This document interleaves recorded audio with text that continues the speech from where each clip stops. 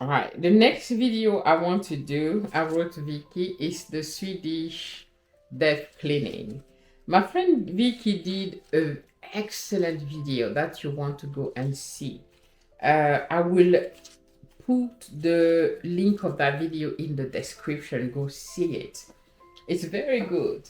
The Swedish Death Cleaning is a book that I read for years. And it's something that I've always aspired to.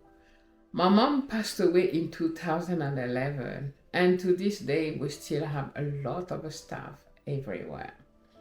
And I swear to myself that I did not want to do that to my kids. No, I did not want to do that to my kids.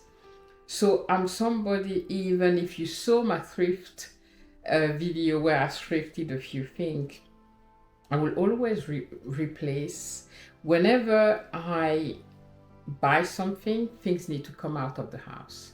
I have a capsule wardrobe. I don't have a lot of clothes, honestly. At some point, we will be sorting my clothes for my move. But like my core clothes that I wear daily, I hardly have 10 things that I wear every day. You will see me with the same clothes. I think I have 2 trousers. I have a lot of these tops now. You know, the top with the writing, my slogan top that I made myself for the filming. But I will only use this top for filming. I think I have 5 or 6 that I made. But the rest of like my daily clothes, I don't have a lot. I hardly have 10 clothes. I have, how many pair of shoes I have? I think I have 2 or 3 now. That's it. I don't have things like in my, if I do my luggage to go, my valise, my things to go to France, everything that is like my core clothes, not the thing that we keep around, that we keep for the day wear, whatever. Okay. It's very little. So the Swedish Death Cleaning is something that I've been practicing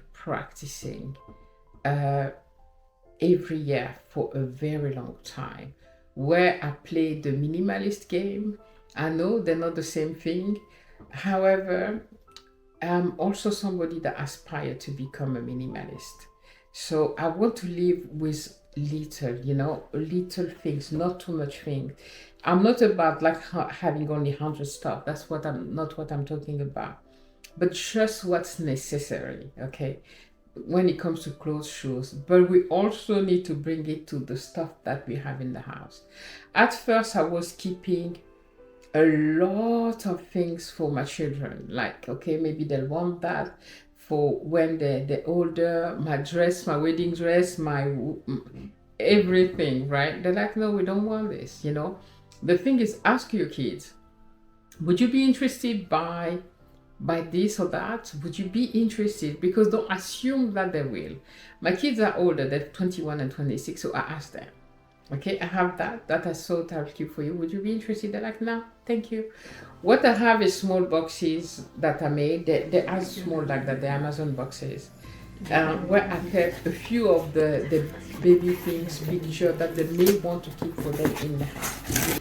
Picture of their dad and I getting married or something like that. That I want them to keep, for when they're older, etc. But even in Cameroon, I really would not want them to be burdened with my stuff. My mom has things. She had a 5-bedroom room house, right? Every room were full of stuff everywhere, mounted. Some of them seriously, okay, went to the ceiling. Where are these things today? Okay, and it was so much stress just trying to sort them out. I don't want that for my kids. And I definitely don't want strangers to go through my things when I'm not here. Because the funny thing, what we've seen when my mom died is family. I don't know how it is for other family, but for African families, everyone, cousin, uncle, aunt, everybody go through your mom thing and try to get something for themselves. And I felt violated, I felt that it was violation of my mom's privacy. For them to go through things, panties out there, personal thing that she was keeping for her.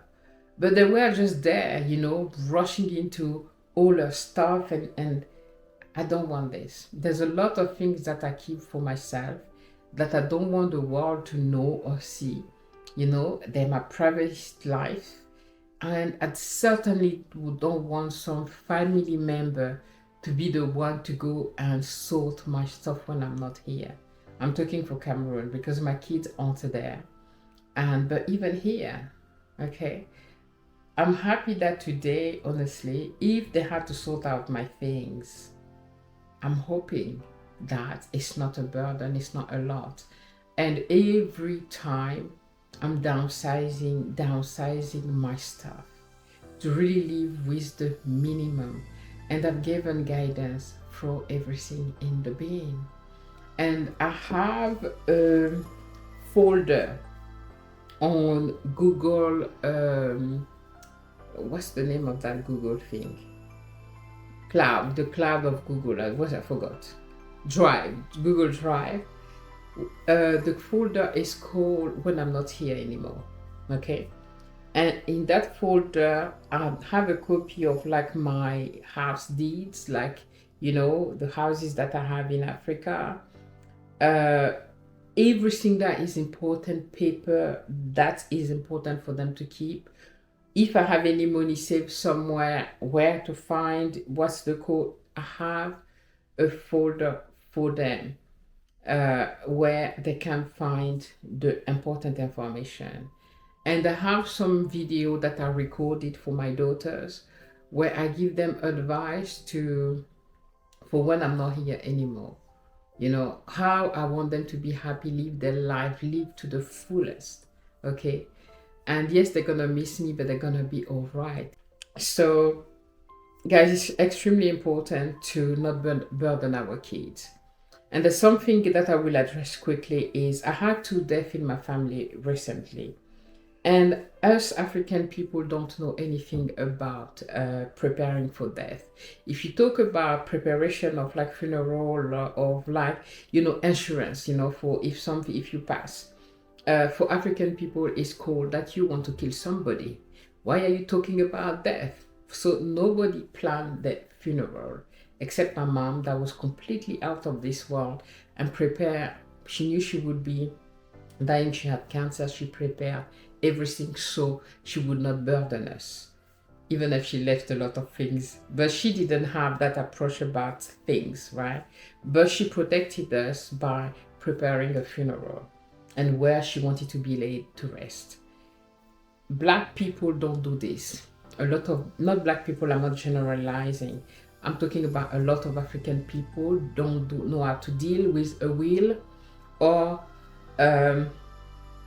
what happened if they're incapacitated, if they become disabled. None of that, because we think that community is what will come to help us. Like my niece just passed away and we asking everyone in the family to collect. That's how we work for African people, a lot of African family.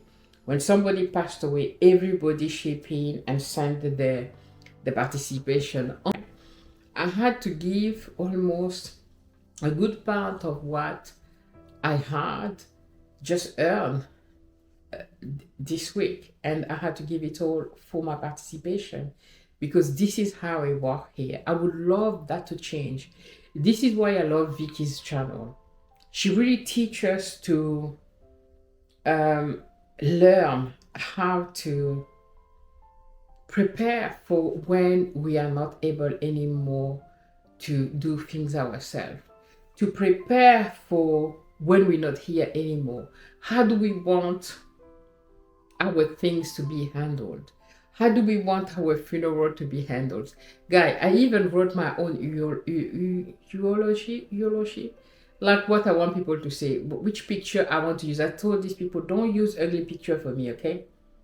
There's this picture that I want. There's that song that I want. Just have fun, but I'm serious. But you don't have to go that far. But preparing for what's happening when you're not here. It's such a, how do you call it, a gesture of love for your loved one. And this is for my African people, right? We need to evolve. Yes, community is there. When somebody dies, we all come together and we put money together to help. But we can do better. We can do better than that, you know? And the fact that we don't have wills, a lot of us, there's so much fight when somebody passed away, because the affair aren't put in to a wills, to no one knows what the person wanted, right? Okay, that video is long enough. It's maybe something that I can talk about another time, but I wanted to talk about that because of, you know, my niece passing in France. That was not something planned. You know, there's no insurance she didn't take an insurance or anything when she came to travel. And so, which means that family are fighting and trying to do their best to collect. And it's very expensive to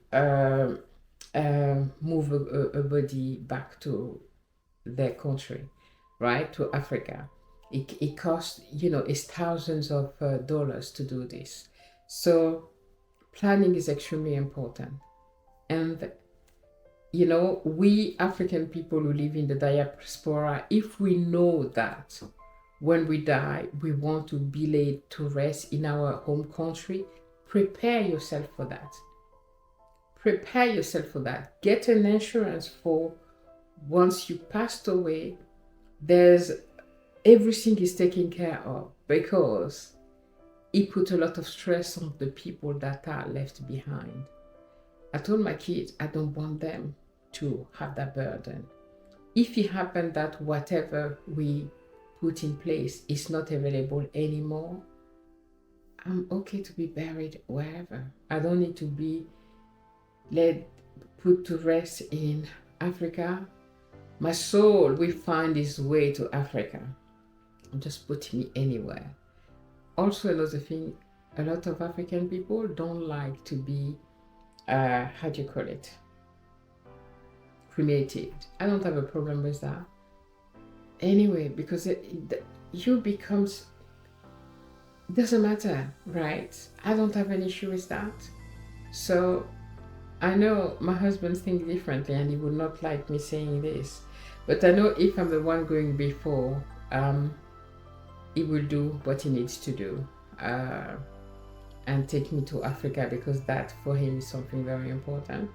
As for me, my most important thing is that I don't want my family to be stressed out when I'm not here.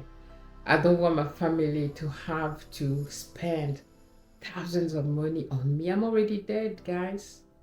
Use that money for you, right? If I'm not here anymore, use that money for you. Guys, I'm not calling this on myself, okay? I hope I'll be here until 100. I mean, if I'm still fit, okay? And that we all live long and healthy. But if not, I want my family to have peace, to not struggle, to not go into debt, to not. No, I don't want my kids to have to take on their savings or whatever to bury me. No, I want to make sure that I prepare that. They will already have such a trauma to lose a parent. And if you again have to think about all the other arrangement, it's too much. Anyway, guys, that video becomes so serious. It's my friend Vicky who inspired me, guys. Go see her videos. Her channel is amazing. It's something that I would love to have for the African community. To have that type of channel that really teach them why is it important to change our ways. Community help and all is important, is good. That's how we've been doing things, but we can evolve to something that would be less stressful.